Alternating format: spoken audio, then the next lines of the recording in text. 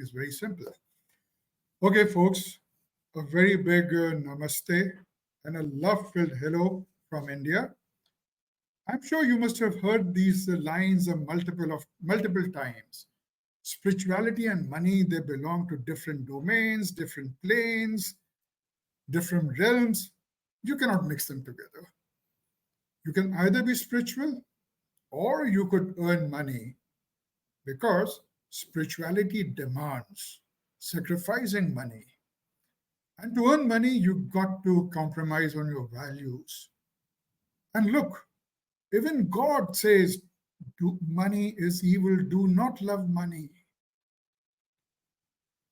Well, at least I have heard them a number of times.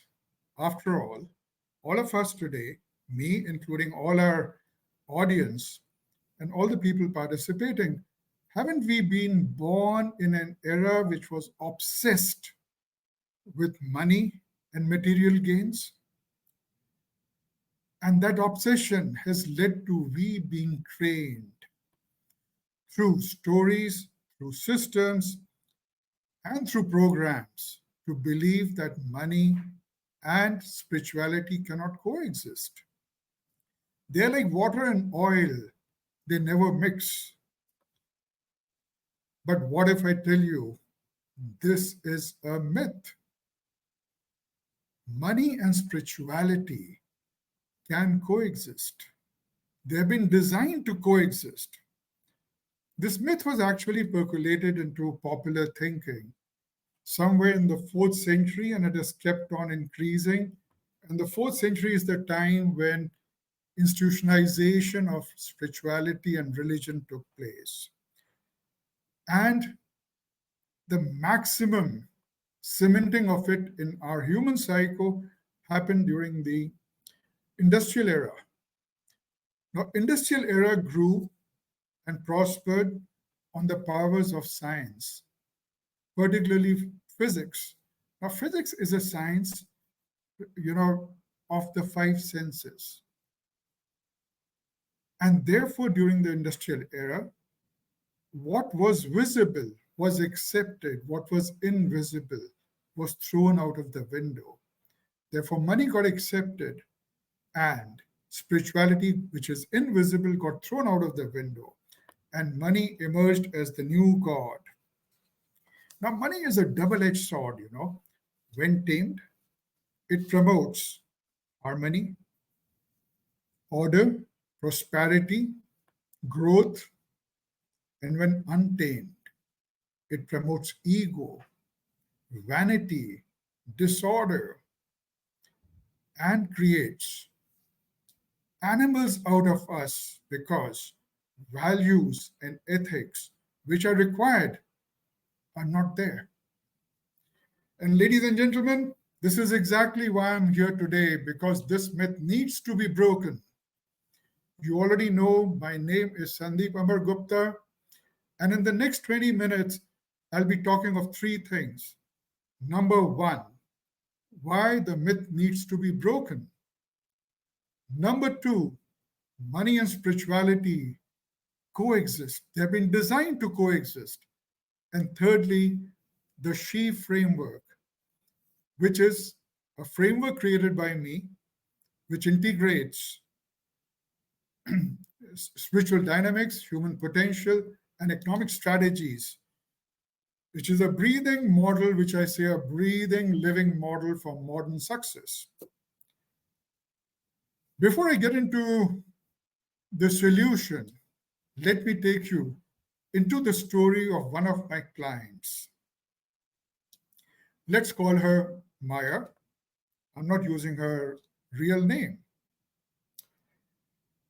A couple of years back, as we were getting out of the pandemic, Maya, aged around 50, a brilliant client, a brilliant gifted healer who's very reflexive, who is helping people right, left, and center, comes to me for help. You had to wait for 2 months to get an appointment with her, but still, Maya was struggling financially. The question is why? Where was she going wrong? Maya, like most of us, was a victim and strongly believed that money is evil, and asking for it will dilute her spirituality. During our interactions, a number of times she said, "Look, Sandeep, what I give to my clients, what I give to my people, it comes from my heart. It is spiritual, and I will not demean it by asking for money." It did take some time, but ultimately she realized that money and spirituality are two gifts of nature given to mankind to give meaning and purpose to life. They might seem very contrary, they might seem very opposing to each other, but they have a common purpose. And the common purpose is to nourish human life. They are the two pillars on which we build our life. Spirituality nourishes our inner world, money nourishes and secures our outer world.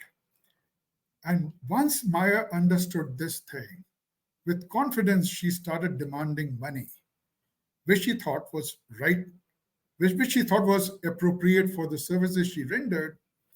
And believe me, people started paying her.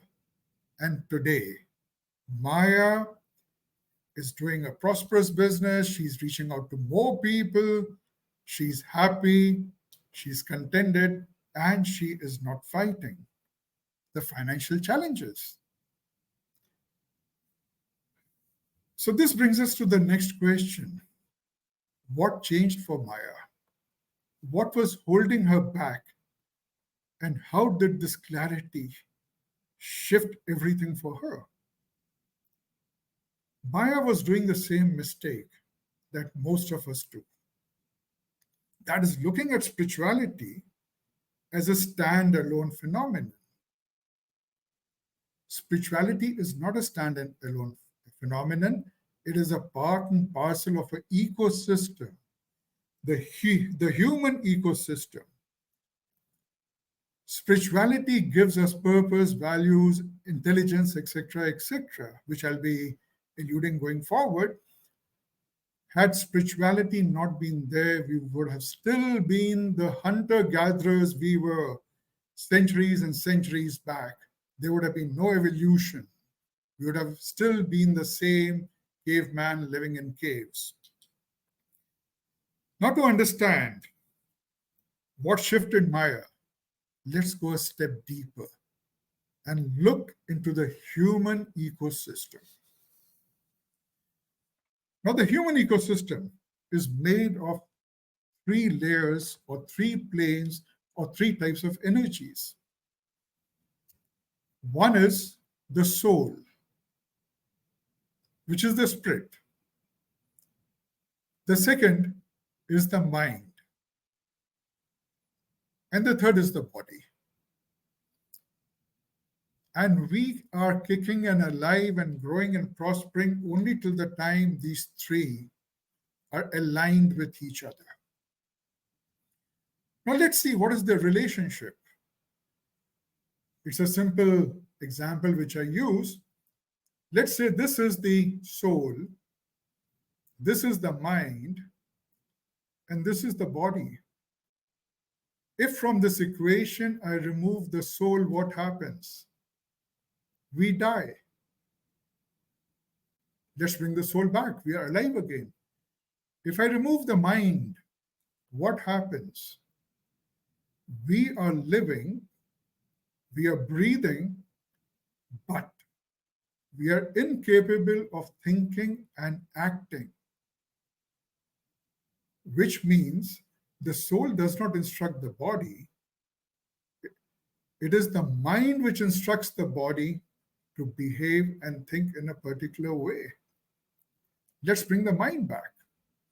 And if I remove the body, what happens? We just do not exist. The soul and the mind need the body to perform on this physical plane.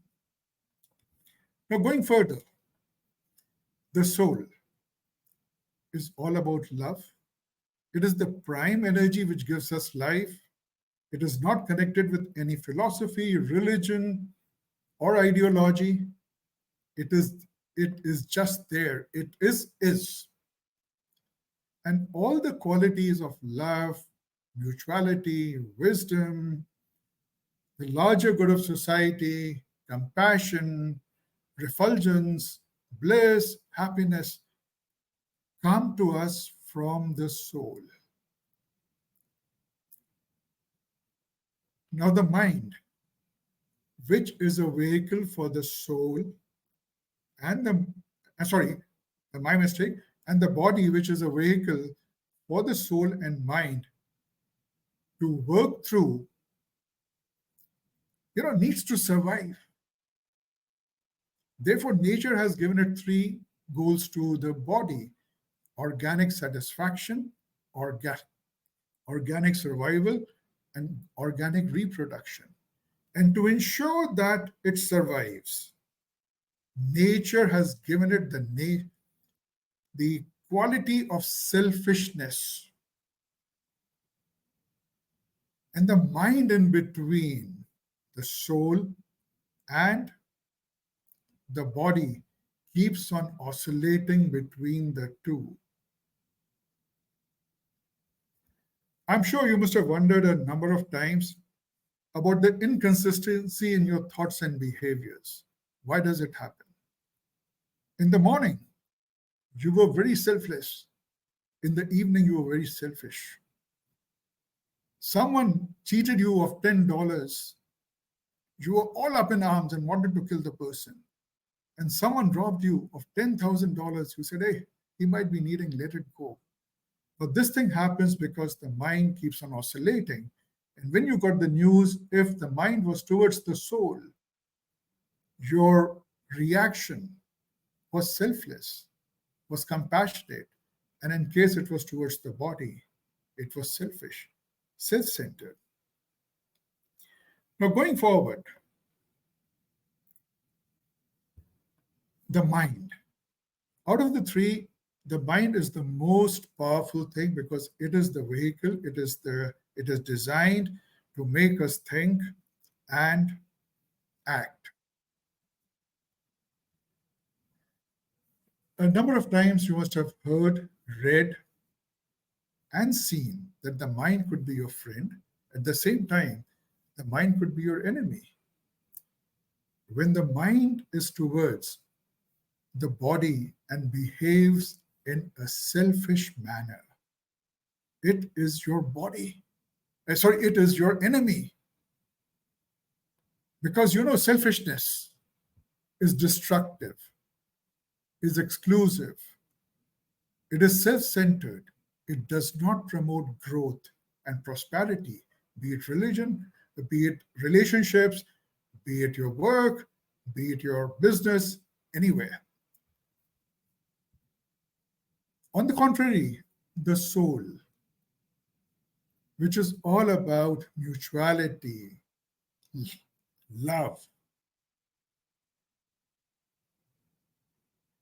promotes growth, prosperity, is constructive. And nature has given us the power to reduce the oscillation of the mind, change the compass needle of the mind from the body towards the soul, and strike the right balance. This brings me to the next point. How does this happen? If the soul, the mind, and the body are the main players in our life, then where does spirituality come into play?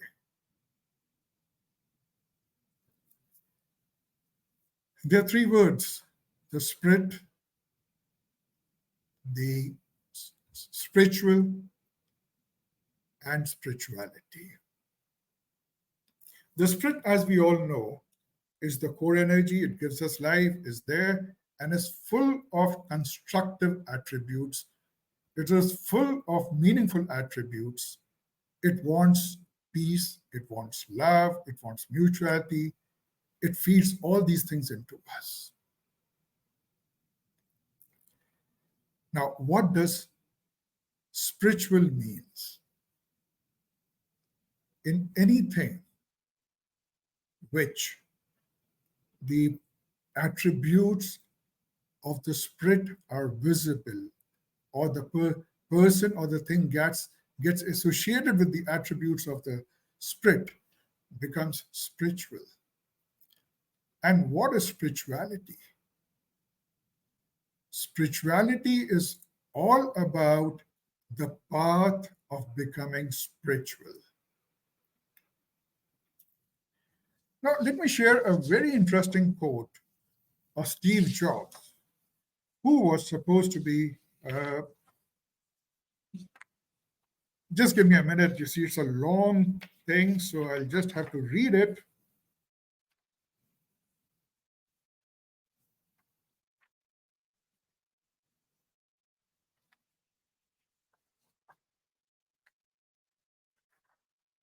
Okay, what's, I just can't find it. Sorry for that, and to keep you waiting. What Steve Jobs said. He said that, look, our mind is absolutely restless, and we try to calm it. It becomes all the more restless. And as we move forward, we keep on trying, ultimately, it does become calm. And the moment it becomes calm, it opens new avenues to us, it opens new possibilities to us, it opens new thinking to us, it opens a new expanse to us. And he attributes his entire success to calming of the mind. And calming of the mind is a spiritual activity. Well, I've spoken about spirituality, I've spoken about the human ecosystem. Now let's talk about spirituality and money and their relationship. We humans, we live in two worlds simultaneously. The inner world of our thoughts, the inner world of our dreams, the inner world of values, aspirations, emotions. Now, this world gives us the purpose and values. And then we live in the outer world, the world we perform, the world we are born in, the world we grow up, we act and achieve.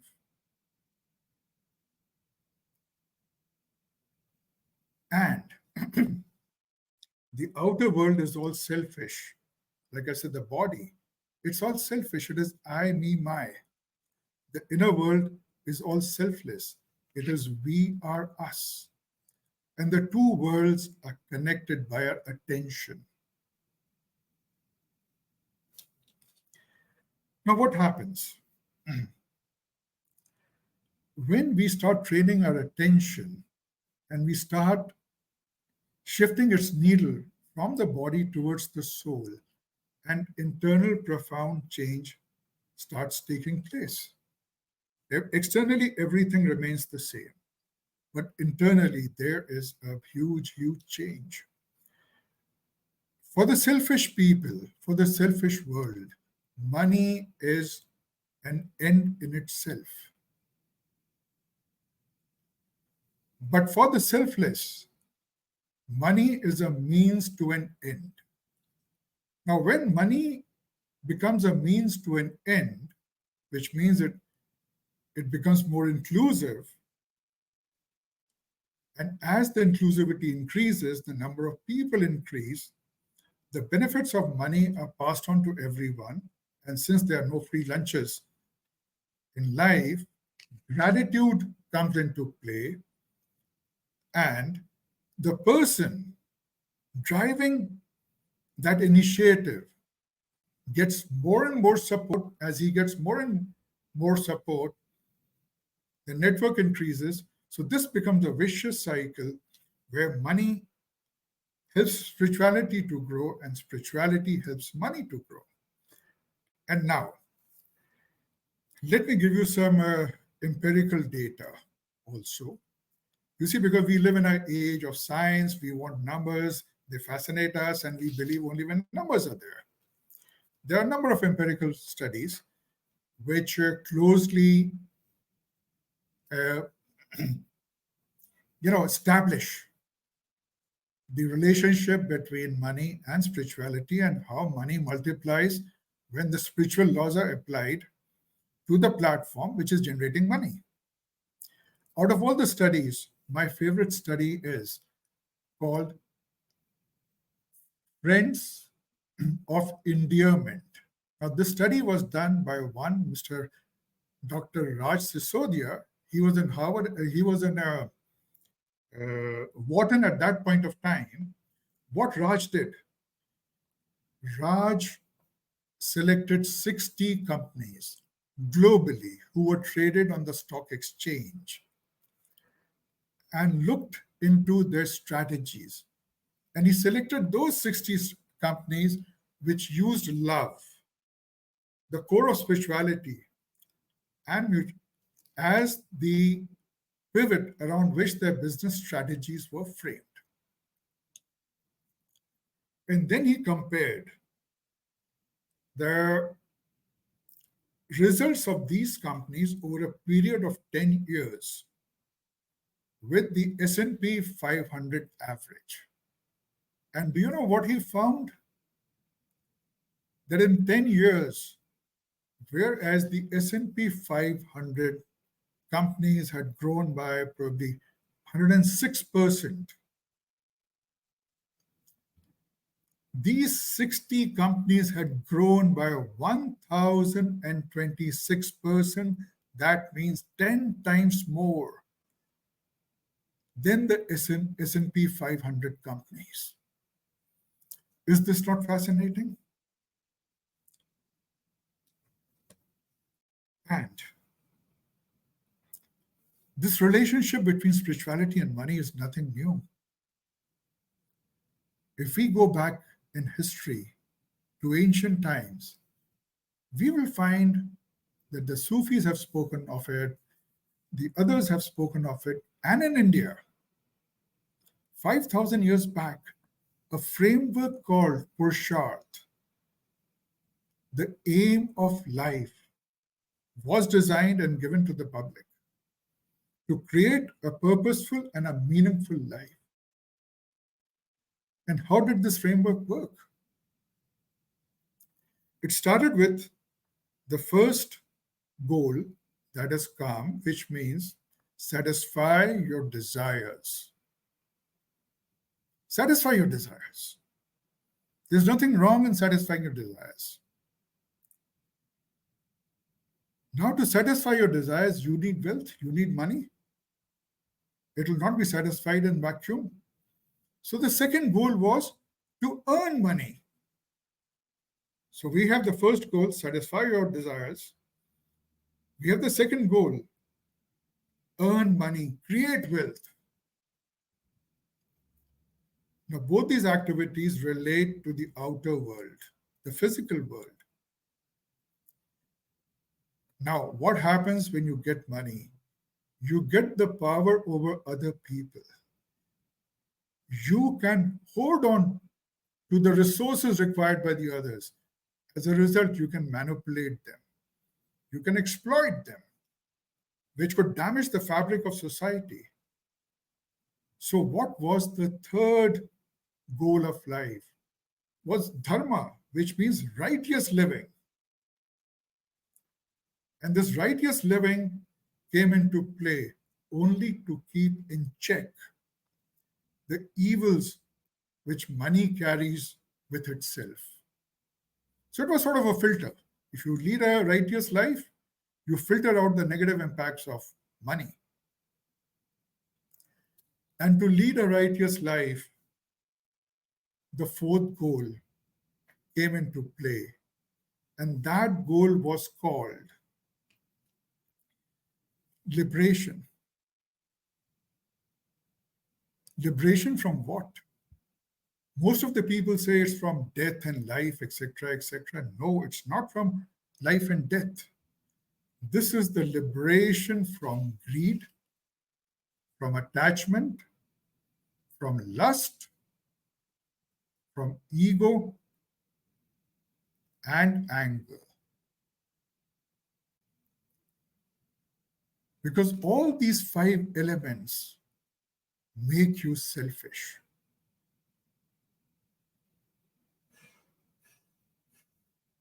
Now, this was something which happened 5,000 years ago. And believe me, this is still relevant. This is still relevant. So, what do we see in this example? The inner world, the outer world, balancing the two. In the outer world, it says,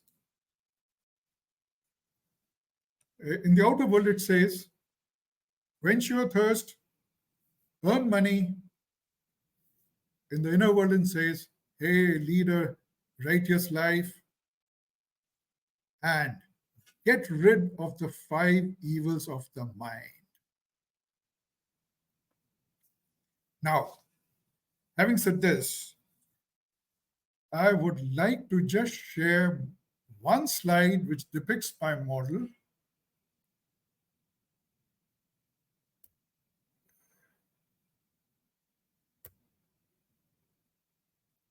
Just give me a minute.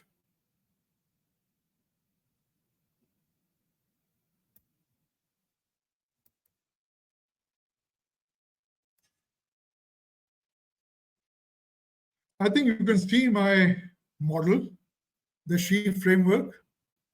I'll give you a minute to go through it.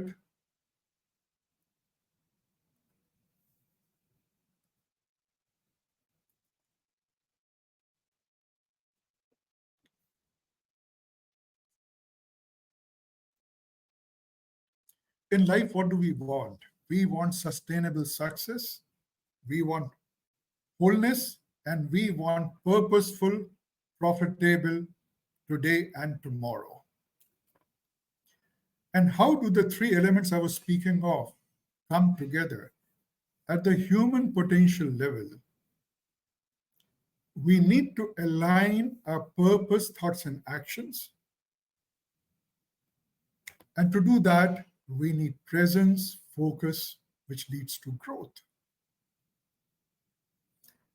What does the model do at the spiritual level? It makes you self-aware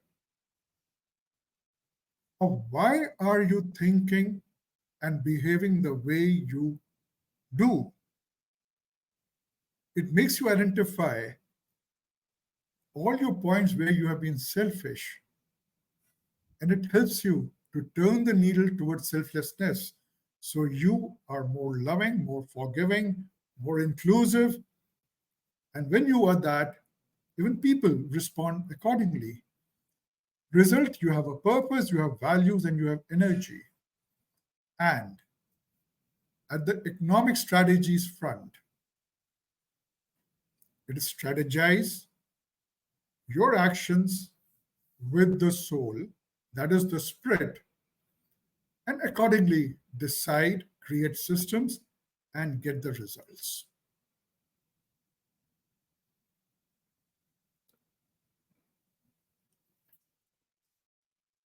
So I will conclude with just one thing, that money is a double-edged sword. It can be a friend, it can be a foe. Untamed money creates disharmony, chaos, whereas tamed mind, when tamed by values and purpose, it supports prosperity, it supports growth, it supports orderly behavior. So, yes, money is powerful, but power without purpose can be dangerous. The real success lies in balancing the two, and that's the heart of what I invite you to do. Bring your soul, to your success. And as far as the definition of spirituality is concerned, I have a very simple definition, which is diving deep inside yourself, becoming aware why do you think and behave the way you do, taking steps to move from selfishness to selflessness. Thank you. Thank you so much. Um,